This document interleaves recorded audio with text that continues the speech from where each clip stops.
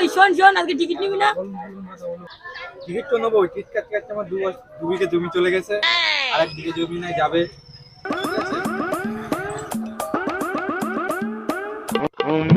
এই তুই এখানে কি করছিস? তোর তো লটারি বেঁধে গেছে। হ্যাঁ তো সত্যি লটারি বেঁধে গেছে। আমি তো ভাবতেই পারছি না। হ্যাঁ তো সত্যি লটারি বেঁধে গেছে। মূর্খ হয়ে গেছি। এই গ্রামটাকে আমি শহর বানিয়ে দেবো, লোকের বাড়ি বাড়ি আমি কল বসিয়ে দেবো, পাকা রাস্তা করে দেবো, কাউকে আর কাদা চটকাতে হবে না। ঠিক আছে? ভাই কোথায় যাচ্ছিস? শুনে যা। আমার এখন শোনার সময় নেই, আমার বহু হয়ে আছে। তোর যদি কোনো সমস্যাটাকে বল, আমি ঠিক করে দেবো। শুনে তো যা।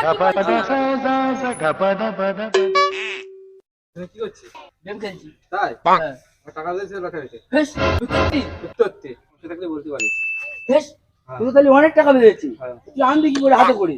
তা তুই এখন দাঁড়া, আমি তাহলে বস্তাটা নিয়ে আসি।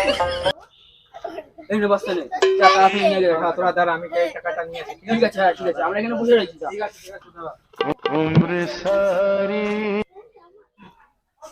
দে দে টাকা দে। কিসের টাকা? লটারি টাকা বেঁধেছে।